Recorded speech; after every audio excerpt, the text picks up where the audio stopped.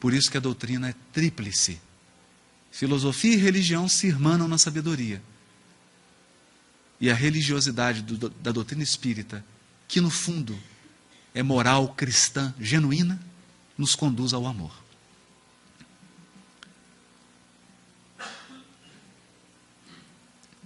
Agora, nós vamos tratar de uma questão interessantíssima desse seminário.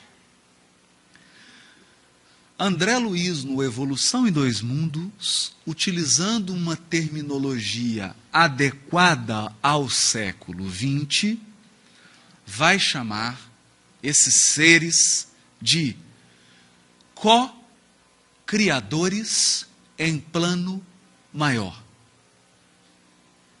Então existe um Criador, que é Deus. E nós co-criamos. Deus dá a argila e nós moldamos a argila. Como nós somos pequeninos, somos criadores, co-criadores em plano menor. Mas essas inteligências aqui são co-criadores em plano maior. Em hebraico, chamam eles de Meshá, um ungido. O ungido. O que era um ungido? Era a cerimônia de coroamento de um rei. Derramava-se o óleo sobre a cabeça dele, isso é a unção, é o derramamento do óleo. E o ungido é um Mashá. Ungido em grego, Christos, é um ungido também. Aquele sobre quem foi derramado o óleo. Por que derramado o óleo? Porque ele foi eleito para governar. Esse é o sentido de Messias e de Cristo. Que Platão vai chamar na República de demiurgo. Demiurgo. Platão dirá assim na República: os mundos têm aqueles que os formaram, são os demiurgos. Terminologias diferentes. O importante não é a terminologia, é a ideia. Mas quem são eles?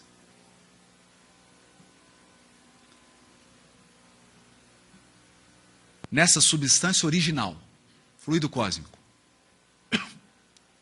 ao influxo do próprio Senhor Supremo, ao influxo do próprio Senhor Supremo, as inteligências divinas a ele agregadas, em processo de comunhão indescritível. Se André Luiz não conseguiu descrever, imagina eu. Como que esses Cristos se relacionam com Deus? Eles estão num processo de comunhão com Deus mesmo, Criador. Comunhão.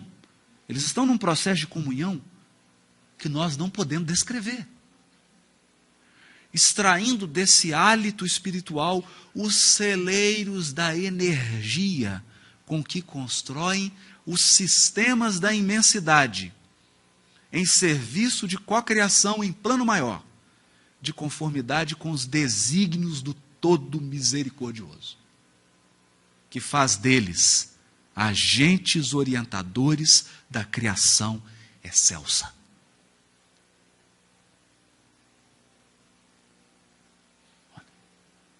Nós estamos falando de algo grandioso.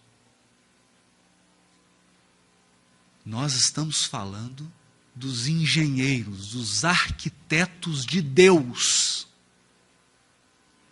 Criador das diretrizes, e eles, em serviço de cocriação em plano maior, se transformam em agentes orientadores da criação excelsa. Eu conheço um deles. Nasceu lá na Galileia. Vocês também conhecem. Todos aqui conhecem. Todos aqui já ouvimos a voz dele. Gênesis capítulo 1, versículo 1. Primeiro versículo da Bíblia hebraica. É um desafio. Sabe o que está dito lá?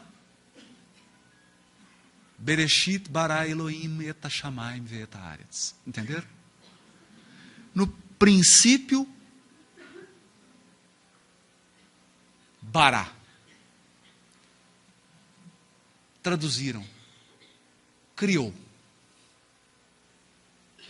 Bara não é criar. Bara é formar, moldar, plasmar.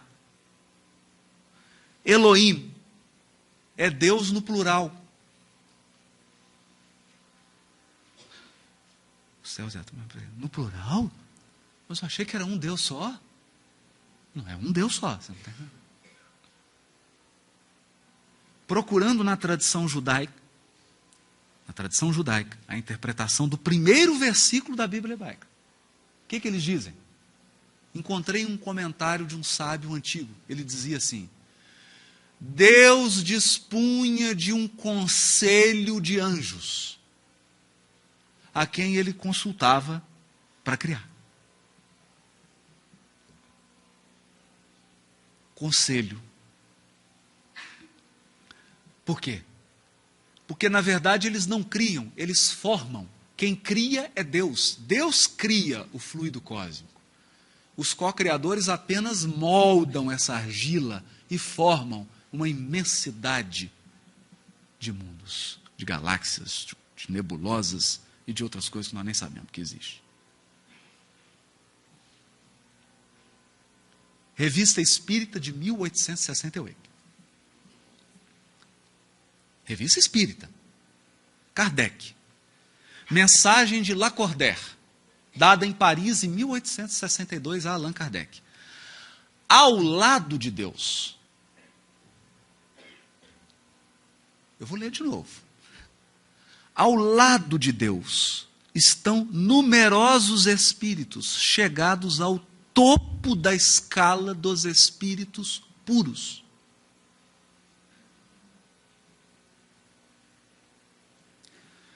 Eu tinha um senhor lá em Belo Horizonte, Leão Zalho, que ele falava assim: a evolução começa a ficar divertida quando você fica espírito puro. Aí que a escada fica boa de subir. É aí que começa mesmo. Nós estamos falando de espíritos que chegaram ao topo da escala do espírito puro. Quando você se transformar em espírito puro, você está no jardim da infância aqui. Chegaram ao topo. Que mereceram ser iniciados em seus desígnios. Você começa a ser iniciado nos desígnios de Deus, para dirigirem a sua execução. Deus escolheu dentre eles seus enviados superiores, encarregados de missões especiais. Podeis chamá-los Cristos. Pode chamar do que você quiser. A palavra é o menos importante. Tem que entender o processo.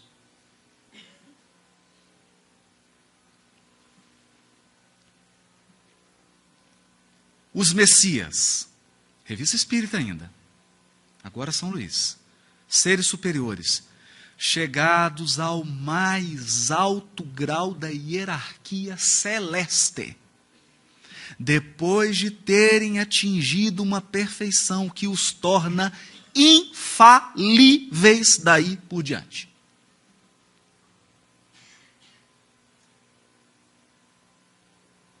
E acima das fraquezas humanas, mesmo na encarnação. Volta. Antes de você chegar nesse nível aqui, você pode encarnar e falhar. Quando Alcione sai lá de Sírios, o orientador dela fala: você tem certeza que você vai, minha filha? É arriscado. Muitos saem daqui nesse tipo de missão, que é recuperar um coração amado, e não voltam.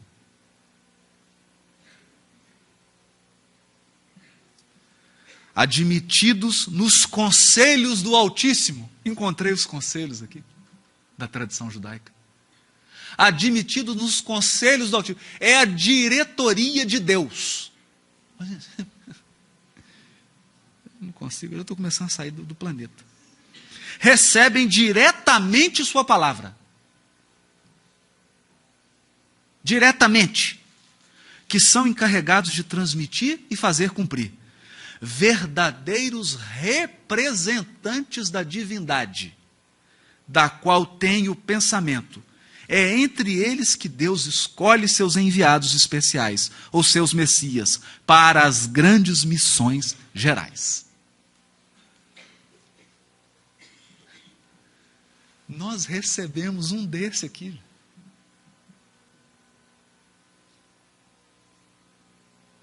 Nós recebemos um deles. E ele falava com ele, eu e o Pai somos um. Ele contou para a gente isso. E nós não acreditamos.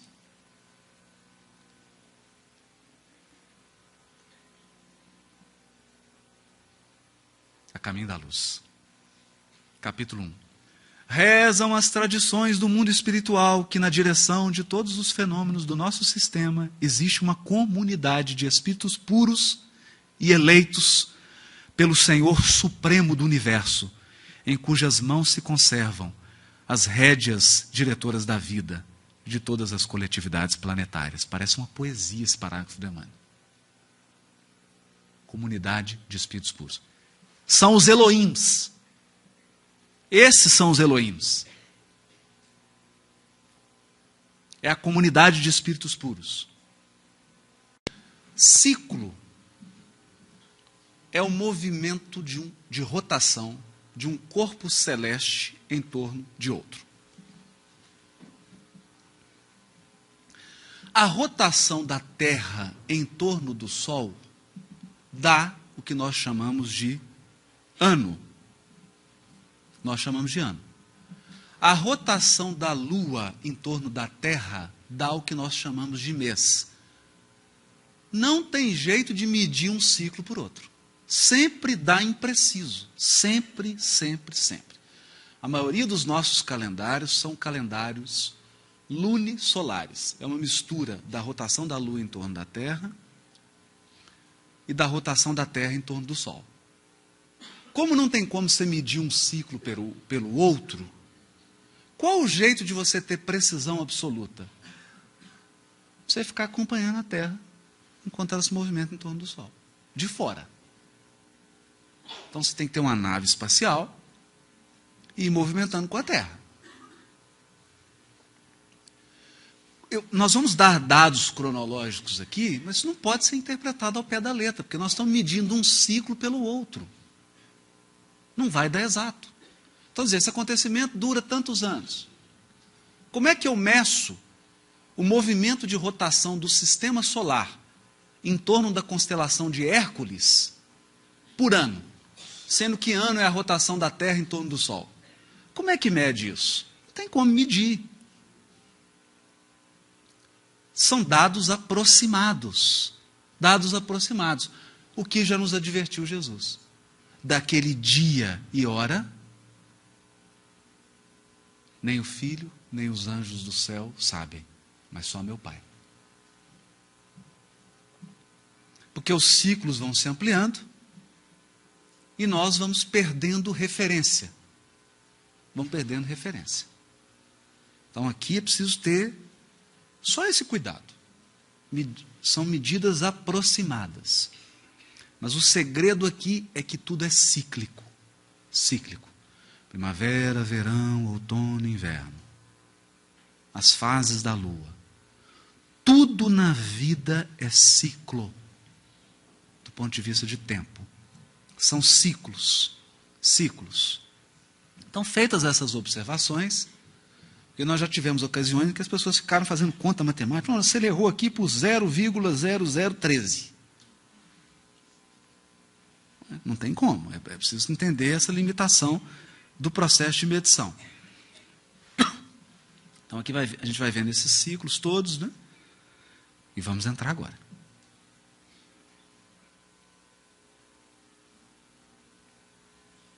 Araguó. Nós tiramos essa informação aqui do livro da Federação Espírita do Paraná, escrito pela Malena, em que ela trabalha cada vulto da codificação, e esse é um vulto extraordinário. Esse homem foi físico, astrônomo, nasceu em 1786, na França. Publicou obras em 13 volumes. E, além disso, ele ocupou cargo de deputado, ministro da Marinha e ministro da Guerra.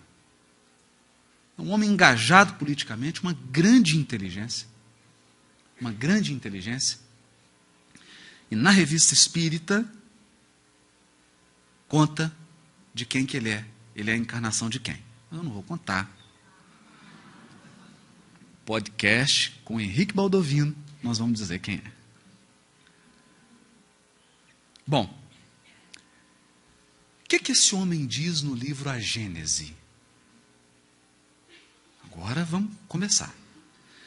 Cada corpo celeste, Lua, Terra, Marte, Vênus, Sol, etc, etc, etc, etc, Via Láctea, cada corpo celeste, além das leis simples,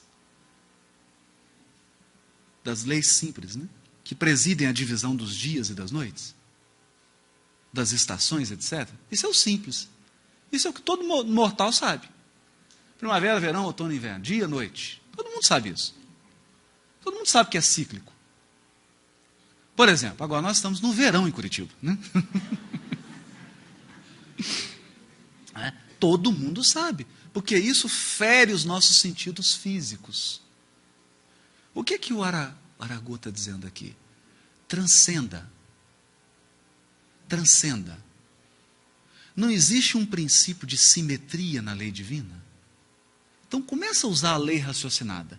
Quando Jesus conversa com o centurião de Cafarnaum, ele fala assim: Senhor, tem um servo doente em minha casa. Jesus fala: eu irei e lhe darei saúde. Ele fala: não, mestre, não precisa não. Não precisa só ir lá em casa. Eu sou centurião.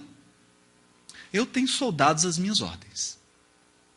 Eu digo para o soldado assim: soldado, sim senhor, vá em tal lugar e cumpra essa missão. O soldado vai.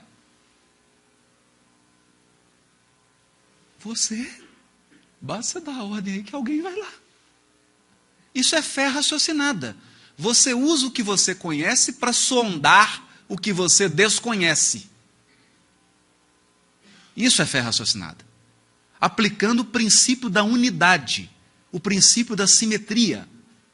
Se existem ciclos da vida, se existem ciclos dia e noite e as estações do ano, existem outros. Os corpos celestes sofrem revoluções que demandam milhares de séculos para a sua perfeita realização. Então, para a Terra girar em torno do Sol, em torno de 365 dias. É 365, alguma coisa. E para a Via Láctea girar em torno de um centro que ela gira em torno, quanto que demora? Não sei. Milhares de séculos. Mas é um ciclo. É um ciclo. Para o nosso sistema solar girar em torno da constelação de Hércules, que é o fenômeno chamado ápex solar. O nosso sistema ele se desloca em direção a um centro. O sistema solar como um todo. Então está todo mundo girando em torno do Sol, mas o próprio Sol está se movimentando. Ele se movimenta em direção à constelação de Hércules, junto com outros sistemas solares. Gira em torno de alguma estrela. Quanto tempo demora isso? Essa nós sabemos. Aguardem. O homem não abarca senão as fases de duração relativamente curta, cuja periodicidade pode constatar. Lua nova, lua nova, lua nova, lua nova, lua nova. Primavera, verão, outono, inverno. Primavera, verão, outono, inverno. Primavera, verão, outono, inverno. Periodicidade. Periodicidade, porque ciclo é periodicidade, é repetição. Mas como é que você vai verificar a periodicidade de um ciclo que dura milhares de séculos? Se a gente vive aí entre 70 e 100 e poucos. Como é que verifica isso? É isso que ele está dizendo. Mas há umas que compreendem longas gerações de seres e mesmo sucessões de raças.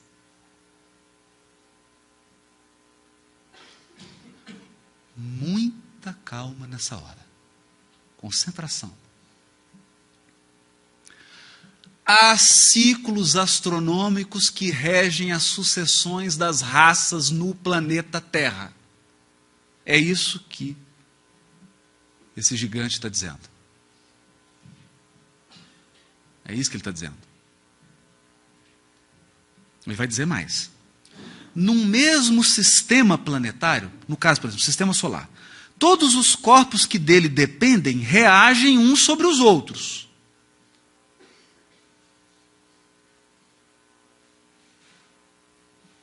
Vou mais longe. Digo que os sistemas planetários reagem uns sobre os outros. Ou seja, o sistema solar reage sobre outro sistema, que reage sobre outro sistema, que reage sobre outro sistema. Então, o sistema solar ele tem uma família de sóis, da qual nós fazemos parte. A nossa família é chamada constelação de Hércules. Nós veremos aqui. É a nossa família. Família de sistemas solares. E esses sistemas solares reagem uns sobre os outros.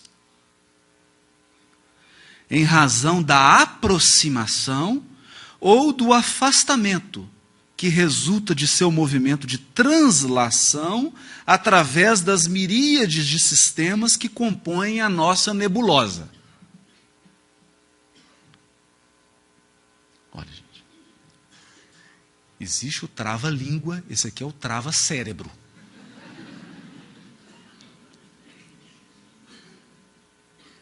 Esse aqui é trava-cérebro. Uma família de sistema solar, porque o que acontece? A Terra no movimento de translação, não tem um momento que ela está mais próxima do Sol? O nosso sistema solar vai ter momentos em que ele vai estar mais próximo de outros sistemas. E vai ter momento que ele vai estar mais distante. Quando está mais próximo, tem gente que pula o vagão.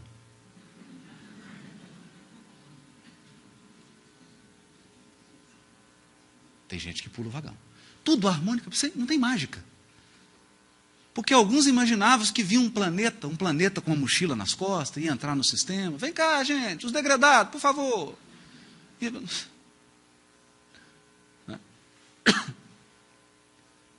Uma harmonia. Essas aproximações e afastamentos são ciclos, porque elas ocorrem incessantemente. É como um balão que enche e esvazia, que enche e que esvazia. É um pulsar. É uma batida do coração. É uma batida. O que Aragô está dizendo? Eclesiastes. Há um tempo determinado para cada coisa debaixo do sol. Onde você está? Debaixo do sol. Há um tempo determinado para cada coisa. Há tempo de semear, há tempo de colher, há tempo de nascer, há tempo de morrer. Há um tempo. Qual é o relógio? É um relógio suíço? Não. É o relógio cósmico. Os espíritos ligados à música vão dizer na Revista Espírita que esses movimentos geram notas musicais. E que isso também gera uma sinfonia celeste. Mas eu não vou nem entrar nisso. Que aí já é demais. Isso aqui tem som. Então tem hora que está um movimento. Daqui a pouco começa. Tan, tan, tan, tan, tan, né? A hora da mudança. Aproximação, afastamento. Aproximação, afastamento. São ciclos. Ciclos. Ele vai dizer assim. Vou mais longe ainda. Digo que a nossa nebulosa, que é como um arquipélago na imensidade, tendo também seu movimento de translação através de miríades de nebulosas, sobre a influência daquelas de que se aproxima. Meu Deus.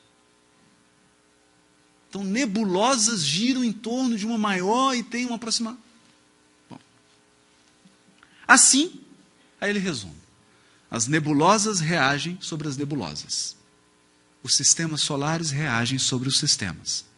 Como os planetas reagem sobre os planetas, como os elementos de cada planeta reagem uns sobre os outros, e assim sucessivamente, até o átomo.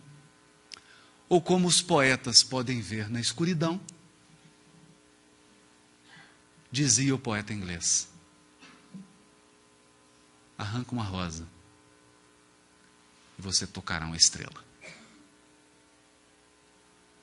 Porque está tudo em conexão. Está tudo conectado. E aí, olha o que ele vai dizer. Essa efervescência social, a princípio inconsciente, que não passa de um vago desejo. Hoje, está todo mundo agitado, está todo mundo correndo, parece que o tempo passando mais rápido, uma efervescência, um desejo de mudança, todo mundo querendo mudança, uma aspiração indefinida por algo melhor, uma necessidade de mudança, traduz-se por uma agitação surda, todo mundo inquieto, depois por atos que levam às revoluções morais, as quais, crede-o bem, também tem sua periodicidade, como as revoluções físicas, porque tudo se encadeia.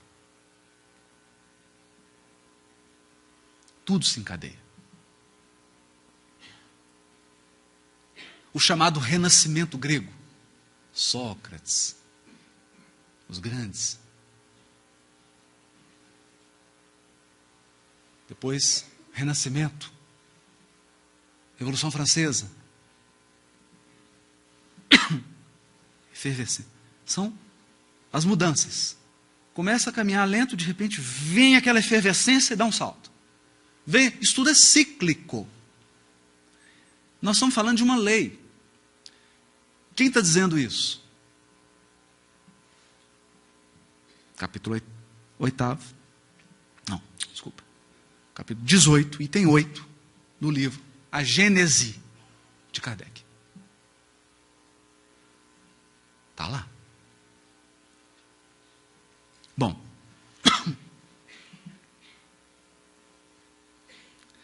Capítulo 3 do livro Obreiros da Vida Eterna. Vocês se recordam quando se materializa na cidade de nosso lar um espírito chamado Asclépios? Ele se materializa em nosso lar. Pouca evolução. Coisa simples. Começam a fazer pergunta para ele. O que ele faz? Ele está com um pergaminho na mão. A pessoa pergunta uma coisa, ele abre um pergaminho e cita um versículo do Evangelho. Deu uma vontade de ter esse pergaminho. Saber qual o texto que ele está usando. Versículo do Evangelho. Materializado em nosso lar. O André Luiz fica tão impressionado com isso que ele pergunta para o benfeitor. E o benfeitor responde para ele: acreditamos que o nosso visitante sublime, Asclépios, suspira, deseja, por integrar-se no quadro de representantes do nosso orbe junto às gloriosas comunidades que habitam, por exemplo, Júpiter e Saturno. Então, em Júpiter e Saturno, existem comunidades gloriosas de espíritos. E lá tem alguns representantes da Terra. Asclépios é um deles. Ele suspira por integrar-se, ele não está lá ainda. Ele quer chegar.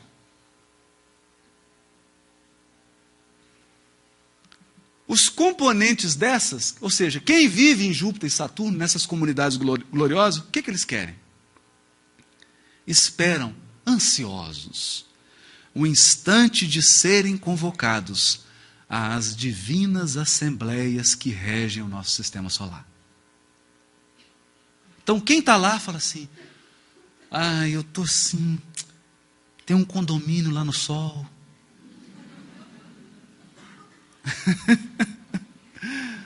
Condomínio a caminho da luz. E nós estamos assim, esperando ansiosos, até eu fazer por merecer habitar naquela comunidade solar.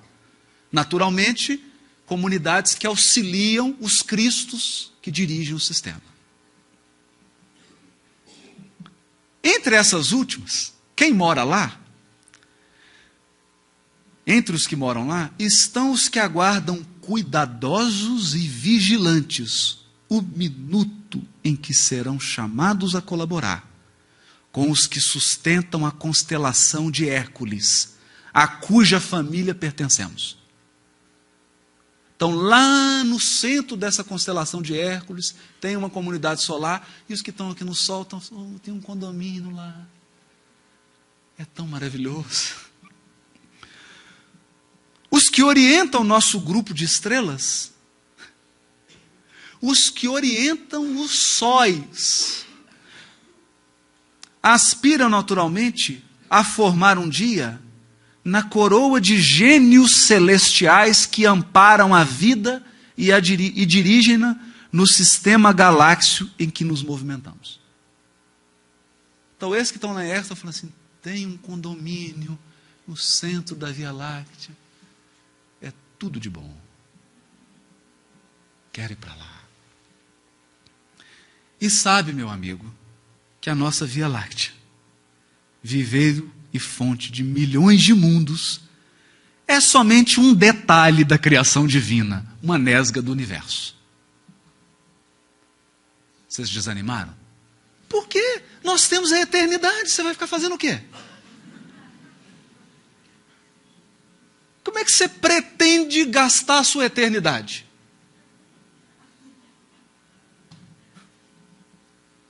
Tem que ter um objetivo infinito. Infinito.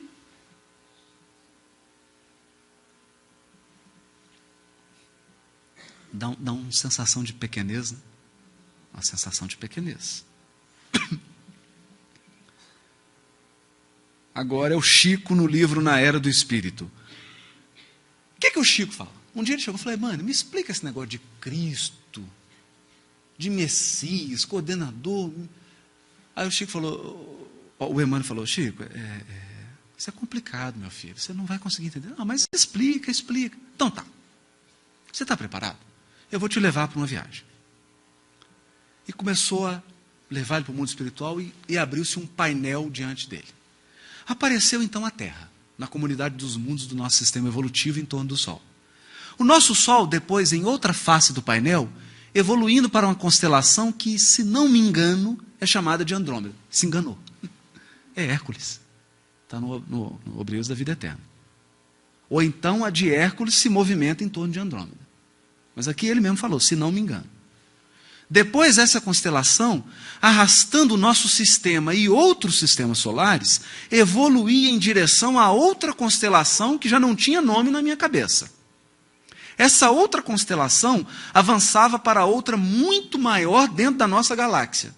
Depois apareceu a nossa galáxia imensa. E a nossa galáxia evoluía com outras galáxias em torno de uma nebulosa enorme. E que Emmanuel me disse que passava a evoluir em torno de outras nebulosas.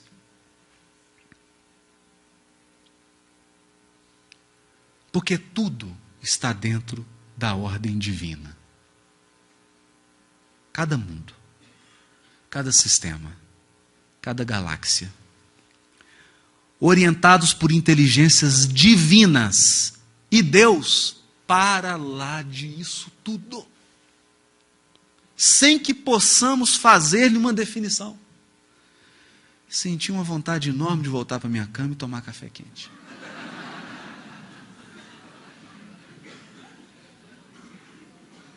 Nossa, tomar um café. Até eu agora, fiquei assim meio tonto. Um pãozinho de queijo, um queijo Minas.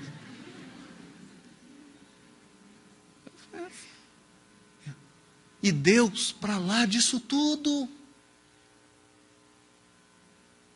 Para lá disso tudo.